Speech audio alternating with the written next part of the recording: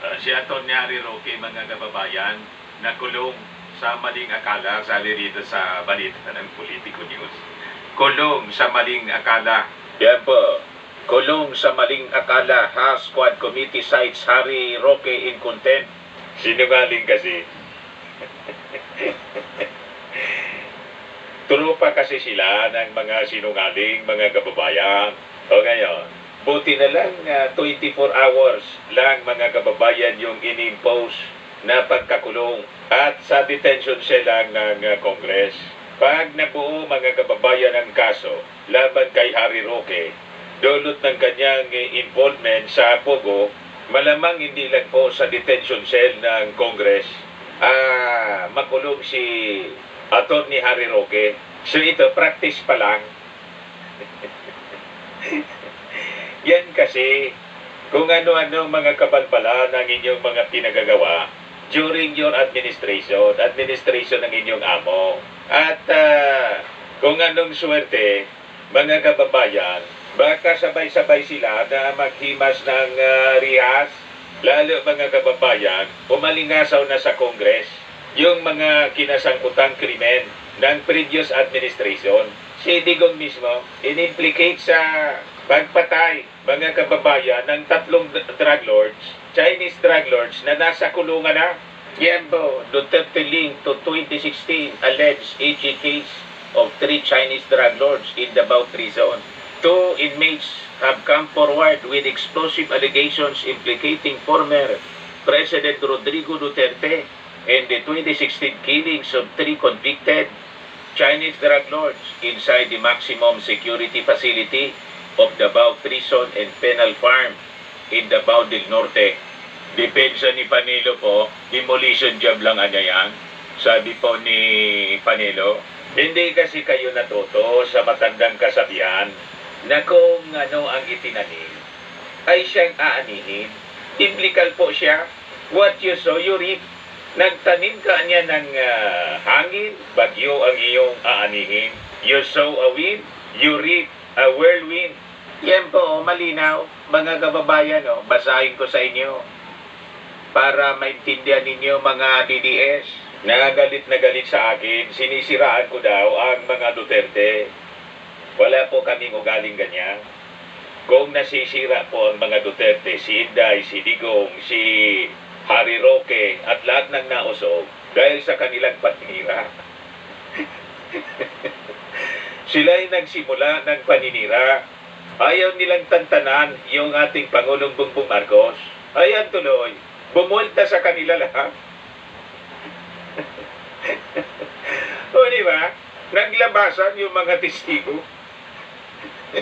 Dinidiin na si Digong, pati si Harry Roque. Lahat sila, si Inday, si Bato. Kasi nga po, maniwala kayo sa hindi. Ang salita ng Diyos ay hindi po magkakamali. Kung ano ang itinanim ninyo, yun ang inyong aanihin.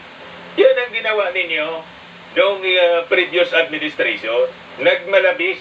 O ito na ngayon ang buwelta sa inyo. Kinangkal ng Congress. Sinisira ninyo yung Kongreso eh. Di ba? Si Harry Roque, tinawag na kurakot yung Kongreso. Binalikan siya ngayon ng Congress. O di ba? Kasi nga, iyan ang biblical verse. Hindi magkakamali ang Bible. Maniwala kayo po. Hindi kayo maniwala, sa maniwala kayo. Yun ang katotohanan po. Kaya sinishare ko sa inyo ito. Ayan sabi diyan, do not be deceived. Wag daw kayong palilinlang. God is not mocked. Isidigong po, pati yung Diyos po, pinagmumura niya. Sabi sa Word of God, God is not mocked. Huwag niya kayong palilinlang. Nagpalinlang kayo eh. For whatever one sows, that will he also reap. Kung ano ang itinanim ninyo, ganon din ang inyong aanihin. Inakusa na bangag, nagagamit ng droga, yung ating Pangulong Bongbong Marcos, kinalkal ngayon ng Congress. Sabi ni Jimmy Cuban, ang drug lord. Mismo yung asawa ni Inday ang may-ari ng Shabu Magnetic Lifter po. Kasama si Pulong, saka si Michael Yang, na economic advisor ni Digong. At kahapon, binulgar mga kababayan sa Congress ng 2 testigong inmates. Si Digong daw ang nagpapatay sa mga drug lords. So yung hindi pinapaniwalaan noon na narrative ni Trillanes, unti-unti na pong pinaniniwalaan ng mga mamamayang Pilipino na lumalabas yung drug war po ni Digong. Fake. You see? Kasi nga po, sabi sa Bible, what you sow, you reap. Kaya nag-backfire sa kanila lahat. Malinaw, oh. Idiretso natin. For the one who sows to his own flesh, will from the flesh reap corruption. O, kita ninyo? But the one who sows to the Spirit, will from the Spirit reap eternal life. Ano kayo ngayon, mga DDS? Mga unsaved kasi kayo, unbelievers. Kaya yung ating mga discussion, mga puntos natin, mga kababayan, hindi ninyo maintindihan. Hindi ko ipipilit kasi wala kayong spirit of discernment. Di ba? Madaling sabi, pag wala kang spirit of discernment, di mo ito maintindihan. Kasama ka doon sa mga tinatawag sa Bible na mga mangmang. Grabe naman na Mr. Manavillas. Iyon ang sabi sa Bible, ano man ang tawag doon? Fool. Ang ibig sabihin ng mga foolish people, mga mangmang. Hindi siya makaintindi, kahit paintindihin mo. Kaya, yun ang rason kung bakit yung mga bashers ko po sa aking timeline at dito sa YouTube, hindi ko man po pinapansin. Kasi, anong mapupulot natin sa mga mangmang? Di ba? Yung mga taong nagmamagaling palagi, pero ang dapat nilang ginagawa, magpagaling. May tama sa utak kasi. Dapat magpa-mental check-up. Tama? Kaya tingnan ninyo yung mga bashers ko. Sa tambak na mga mangmang, hindi makaintindi. So be it. Manatili kayo mga mangmang. Kasi kung ano ang itinanim ninyo, o tingnan ninyo, yung mga paninira ninyo sa mga Marcoses, o di ba, bumuelta lahat sa inyo. Yung inyong, iniidolo, na gusto ninyo na iupo bilang presidente, acting president na, sabi ni Harry Roque. Kasi yung Pangulo natin, bangag daw. Palubog ng palubog. Self-destruction habang nagsasalita si Inday, bawat salita ni Inday sumasabog sa kanyang pagmumuka. Kaya nga po, mga kababayan, mas gustong-gusto kong si Inday magsalita ng magsalita. Kasi sa kanyang pagsasalita, mga kababayan, na hindi pinag-iisipan. Lalo na expose ni Inday ang kanyang totoong pagkatao kung siya ba ay karapat-dapat umupong Pangulo. Kaya encourage ninyo, mga DDS, dumaldal lang kayong dumaldal. Gatungan pa ninyo si Inday na magsalita ng magsalita. Pati sinigaw, hindi ninyo nakikita kung ano ang writings on the wall. Sabi ni Propeta Daniel, Mene, mene, tekel, o parsin. Yan po. And this is the inscription that was written. Mene, mene, tekel, o parsin. This is the interpretation of its word. Mene, God has numbered your kingdom. And finished it. Tekel, you have been weighed in the balances and found wanting. Tinimbang ka niya, ngunit kulang. So habang sigidaldal po ni Inday, lalong ini-expose niya yung kanyang mga kainaan sa pag-iisip.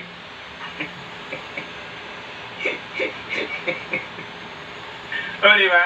Yung kanyang totoong pagkatao, ini-expose niya sa ating mga mamamayang Pilipino. O di, wow. Ngayon, sabi ng mga mamamayang Pilipino, yan pala niya si Inday, sayang nagboto namin. Isip bata pala. At matakaw. Immature, sabi ni Larry Gadon.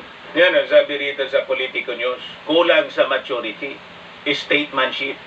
Larry Gadon hits Sara Duterte's evasive response in Senate budget hearing. Doon sa naganap na budget hearing ng Senado tungkol sa budget ng Office of the Vice President, ay wala akong nakitang kamalian sa mga katanungan ni Senator Risa Hontiveros at lalong wala rin akong nakitang pamumulitika doon. Kaya ko ay dismayado sa mga kasagutan at mga komento sa mga komento ni BP Inday Sara sapagkat para sa akin ang mga tinuran niya na mga kasagutan at mga komento ay incoherent at irrelevant doon sa issue ng budget. Kaya ako ay nagdududa na siya ba ay nararapat maging pinuno ng bansa pagdating ng 2028. Kung ako ang tatanungin ay hindi ko siya maaring iboto sapagkat nakikita ko na kulang siya sa eksperyensya, sa maturity at sa statesmanship. Sa mga bagay-bagay na kagaya niyan, mga katanungan na ginagawa sa Senado, yung ginawa ng Senado sa budget hearing, yung katanungan, yung mga tinanong ni Senator Risa Hontiveros ay mga normal at mga usual na mga katanungan. Kaya walang pwedeng masabing pamumulitika doon at lalong wala akong makitang mali. Sabi ni Gadon. Oh, you see? Kaya pagsalitain lang ninyong pagsalitain si Day. Maganda nga, everyday may press release siya o may pa-interview siya. Kahit yung mga vloggers ninyo lang ang mag-interview, pabuli nyo yung magsalita. Maganda yon para lalo nating makilala ang kakayahan ni Inday. Ang pagkatao niya. Ganon din si Harry Roque. Magandang dumaldalan kayong dumaldal, pati si Digong. Kasi lahat ng dinadaldal ninyo, laban sa ating Pangulong Bongbong Marcos na hindi man magsalita, sige lang ang trabaho. Lahat ng sinasabi ninyo, bumabalik sa inyo. Kasi sabi ng Diyos mismo, sabi sa Bible, ano man ang iyong itinanim, madaling sabi, ano mang masamang ginawa mo sa kapwa mo, babalik yun sa'yo. In simple term, siraan din yung siraan, yung ating Pangulong Bongbong Marcos para may kwento kami.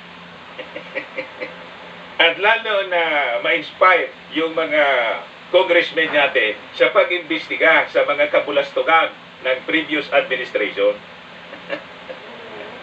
na magagamit mga kababayan ng ICC sa kanilang prosecution. May sabi mismo ng Congress, this is public records and the ICC. Hindi pa kayo nakalata eh.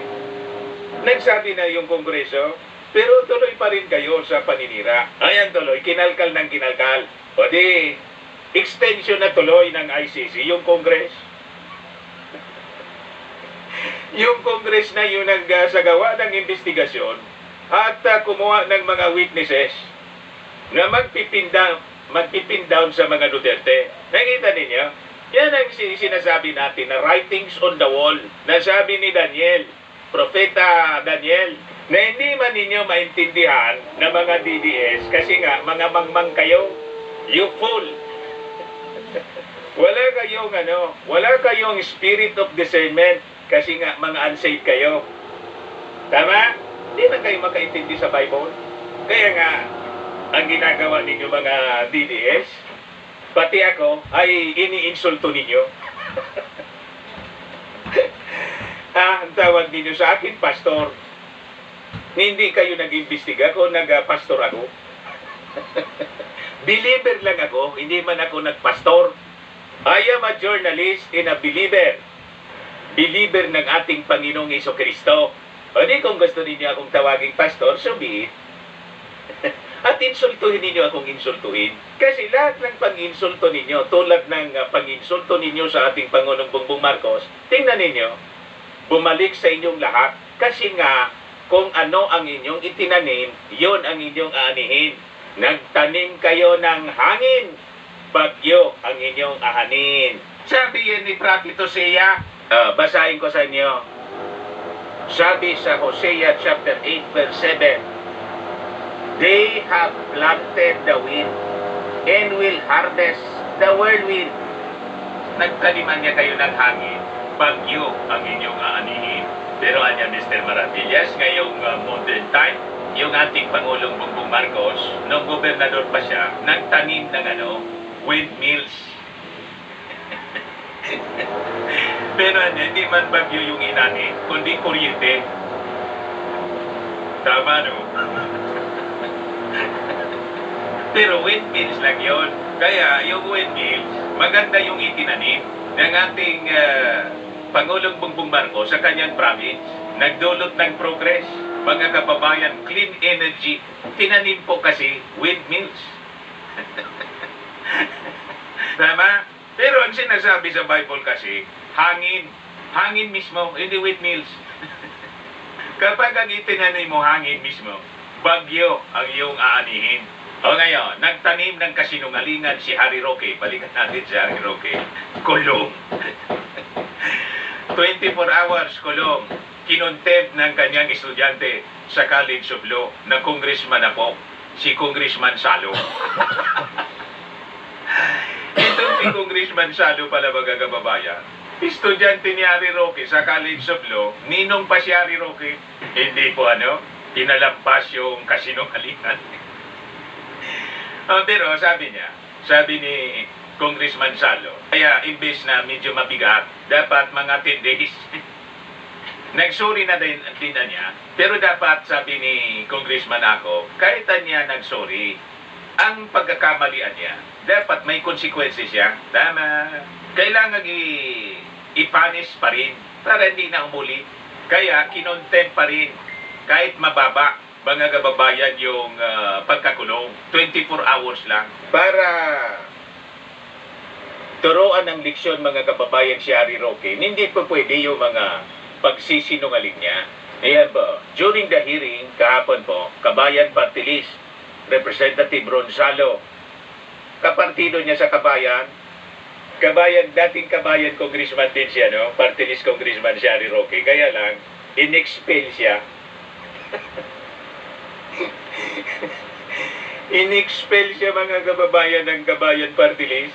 Sent a letter on August 13 informing the Quad Committee that he will not be able to participate in the August 16 hearing due to conflict with a previously scheduled court hearing before the Regional Trial Court of Manila. However, Salo said that the Manila RTC certified that Roque had no hearing and did not appear in the court last August 16.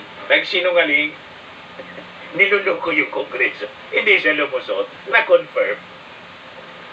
Tapos may palusot na naman si Harry Roque, tapos nag-apologize siya. Honest mistake niya. Akala ko Webes, Friday pala niya yun. Sabi ni Congressman ako, abogado ka niya, magaling kang abogado. Di ba may schedule kayo niya? Nakalista yon. At dapat niya, it is your responsibility to check kung mayroon kang appointment. Yan ang responsible na abogado. Napangaralan tuloy, mga kababayan, ni Congressman ako. Yes, sabi po ni Congressman Salo, I hate to say, but clearly Attorney Harry Roque, a former secretary and my former law professor, lied to this committee. And that amounts to disrespect of the member of the committee, which is contemptible. Sabi ni Harry Roque, yung palusot niya, it was an honest mistake, Your Honor. I've also been a member of this chamber. We don't hold hearings on Fridays. So when I saw the notice of hearing, I assumed that just like the first and the second hearing, where I attended, that it would be on a Thursday, in that it's true that I had a hearing, both in the morning and in the afternoon. Na-realize ko na lang niya na mali pala yung akala ko. Sabi ni Congressman ako, marami na anyang namatay sa maling akala. Ayan tuloy, nakulong siya sa maling akala. Alam naman ang mga congressmen na nagsisinungaling kasi talagang santambak sila, yung mga taga-nausod po, santambak na mga sinungaling. Tama po? Yung puno nila, nabiro na sinungaling. So ito si Harry Roque, mga kababayan, pakinggan natin. So the parliamentary status is that Our resource person, Attorney Harry Roque, was cited in contempt for violating Section 11, Paragraph E of our rules. And after the contempt, the proper motion is to follow Section 12, which speaks of the penalty. Is there any motion? Congressman Salo? Thank you very much, Mr. Chair. Mr. Chair, and to this honorable committee, Yan yung estudyante niya, si Congressman Salo. Resource person, former Secretary Harry Roque, is my former law professor, fellow Kabayan Party List representative, and a former member of this House of Representatives. And in consideration also of his claim for honest mistake, and of course, the apologies that he has given to this committee. And finally, in consideration of personal relations, as you has mentioned a while ago, that he was my ninong, respectfully move, Mr. Chair, that the penalty be given be shortened to the barest minimum, which is just 1 day or 24 hours, Mr. Chair. Second motion, Mr. Chair. There is a motion, duly seconded, to impose a penalty of 24 hours to our resource person, Attorney Harry Roque. Hearing no objection, the motion is carried.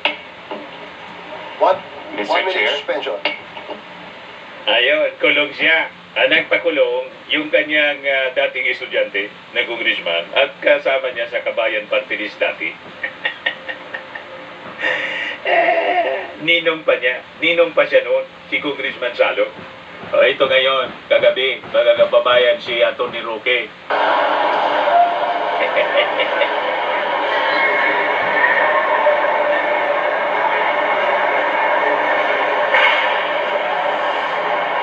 Papunta sa detention cell niya. Nagaganon pa, nagyabang pa. Ayan kasi hindi matuto. Ang mga mayayabang daw ay yung mga mapagmataas na tao, binabagsak. Biblical na naman po. Yan o. Matthew 23 verse 12. And whoever exalts himself will be humbled. And he who humbles himself will be exalted. Kita ninyo? Yung ating Pangulong Bongbong Marcos na humble lang po siya o di landslide na naging presidente. Di ba? Yung mayayabang mga kababayan, malamang kulungan mga kababayan ang bagsak. Lalo kung pumasok na yung Interpol. Malinaw po yung sabi ni King Solomon, pinakamatalino sa mundo. Sabi ni King Solomon sa Proverbs 11:2, when pride comes, then comes disgrace. But when humility comes, wisdom. Pag ma-pride po, mapagmataas na tao, ang direksyon mo niya, disgrasya.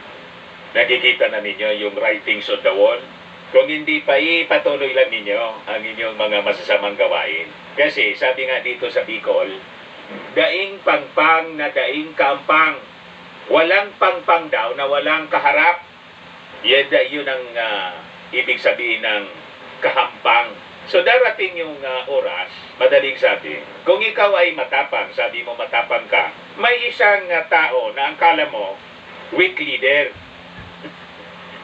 Di ba? Yun ang tawag ninyo, kuting weak leader. Na yun pala yung iyong magiging makakaharap mo, tatayo para supilin ang inyong pagmamalabis. Yun na ngayon ang nangyayari mga kababayan. Pero hindi pa rin maintindihan ng mga taga-nausog. Kasi nga po, santambak silang mga mangmang. So, yung mga mangmang, ano ang direksyon ng mga mangmang? And sabi po ni King Solomon, Proverbs 18:6, a fool's lips walk into a pipe, and his mouth invites a beating. Ang bibig daw ng mangmang, laging napapatrobol. Daldal ng daldal eh. Tingnan ninyo yung mga nausog. Tingnan ninyo si Digong, bakit siya napatrobol. Daldal ng daldal eh. Siya mismo yung naglubog sa kanyang sarili. Ganon din si Day. Ganon din si Harry Roque. Hindi ko mo, mga kababayan, abogado, mataas yung pinag-aralan, ay matalino. Alam ba ninyo, yan ang sabi sa Bible? Yan sa Timothy, 2 Timothy verse 3, chapter 3 verse 7. Always learning, yet never able to come to the knowledge of truth. Aral ka niya ng aral, pero hindi mo matutunan yung totoo. Hindi mo masumpungan ang totoo. Basa ka ng basa, aral ka ng aral, napakataas na ng pinag-aralan mo, naging abogado ka pa. Pero, mga Duterte, abogado, si Inday, abogado. Si Digong, abogado, although 75 daw, pero mayabang. O, di ba? Yan ang description po ng Bible. Ever learning, but never able to come to the knowledge of the truth. Hindi nangahulugang mga abogado sila, ay alam nila yung totoo. Basa sila ng basa, aral ng aral, pinag-aralan nila kasinungalingan eh. Minaster nila yung kasinungalingan. Ayan tuloy. O, di ba? Ayan o. Proverbs 18:6. A fool sleeps walk into a pipe. In his mouth invites a beating. Tagalogin natin. Yan po, malinaw na malinaw. Ang labi. Ang labi. Ang labi, yung bibig. Ang bibig ng mangmang. Ang labi ng mangmang. Bunga ay alitan. At ang kanyang bibig, hatid ay kaguluhan. Saktong description po ni Inday at yung tatay niya. Pati ni Harry Roque. Kaya tingnan ninyo ang kanilang sinapit mga kababayan. Problema. Yung problema, sila ang may gawa. Kasi nga po, hindi nila binabantayan ang pagbuka ng kanilang ng kanilang bibig. Daldal ng daldal eh. Bangag, adik. May pangulo tayong bangag, adik. Ayun! Kinalkal ng Congress po kung sino yung mga drug lords dito at mga mamamatay tao. O, di ba? Yung ICC, mga kababayan, ay hindi na kailangan mag-imbestiga. May ready na sila na data, mga kababayan, galing mismo sa Congress. Sino yung may sala? Si Digong, si Inday, si Harry. Magbasa kayo ng Bible. Learn from the wisdom of wisdom from King Solomon. Sabi ni King Solomon, ang labi ng mangmang, bunga ay alitan, at ang kanyang bibig, hatid ay kaguluhan. Ano kayo ngayon, mga mangmang? Kaya hindi ako pumapatol po sa mga bashers kong mangmang. Di ko sila pinapatulang. Ba't ka papatol sa mga hindi nakaintindi? Mga mangmang, moron. Diba? Hindi po tayo magka-level. Tama? O ngayon, dito tayo sa isa pang topic na laging ginagamit ng mga taga-nausog, mga DDS, yung issue sa PhilHealth. Ginamit daw ng gobyerno, ninakaw. Itulad po nung plano sana noon sa Maharlikapan galing sa SSS at GSIS na hindi na dinatuloy. Kasi po, natutulog lang yung pundo. And it is legal. Yung pinaliwanag na po ng Finance Secretary na si Secretary Recto. Pero ganun pa rin.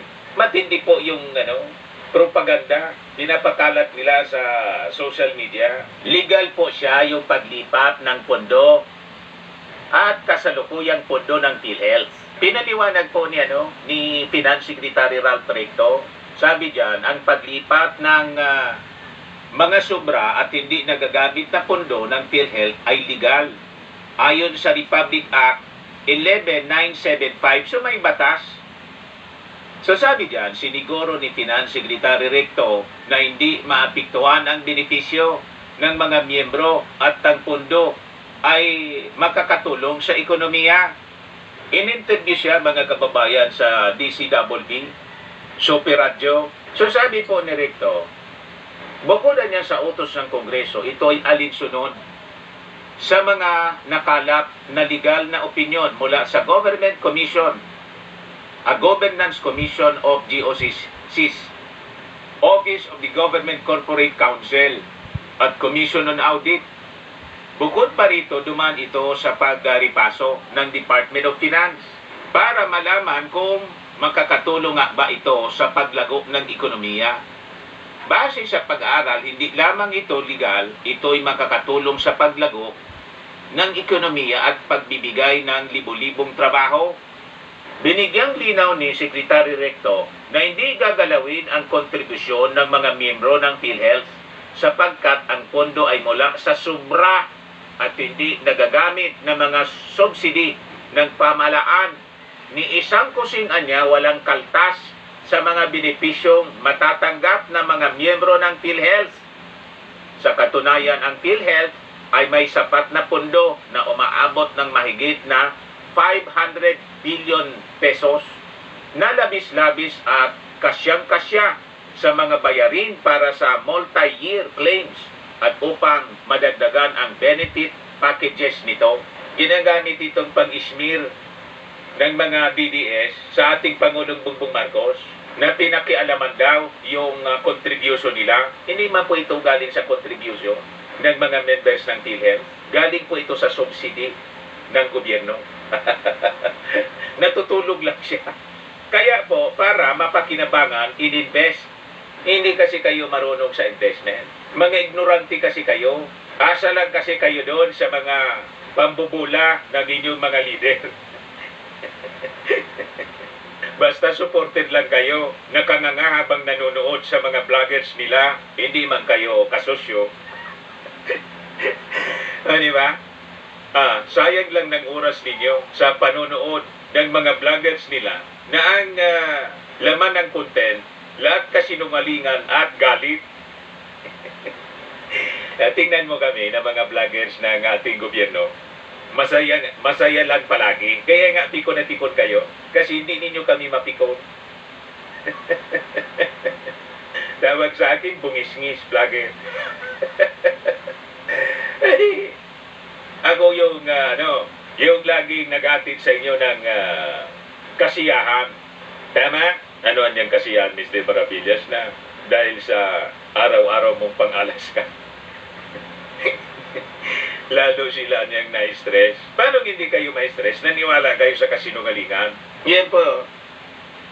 Yun yung yung interview po sa DCWB. Natutulog lang yung pundo, kaya ginagamit siya. Hindi man po, pinapatubuan nga eh. Walang ninanakaw. Masyado kayong mapagpaniwala sa mga kwento-kwentong kutsiro ng mga mapanirang tao. O ito yung mga mapanira na tao. DJ Chacha. Okay lang natutukan natin ang budget ng OBP. Okay lang na magulat sa 10 million pesos na halaga na planong gastusin sa pag-imprenta ng 200,000 pieces ng children's book. Pero wag po rin kalimutan yung 90 billion pesos na PhilHealth Fund na ipinababalik sa National Treasury. Ngayong araw, mangyayari ang ikalawang fund transfer na nagkakalagang 10 billion pesos. May nauna na na-transfer na 20 billion pesos last May 10 at May 10 at may susunod pa. Ang pondo ng PhilHealth ay para sa kalusugan at hindi dapat gamitin sa kung saan mang proyekto. Sana dito magkaroon kayo ng oras para magulat at hindi ko na mabasa kung ano nandito.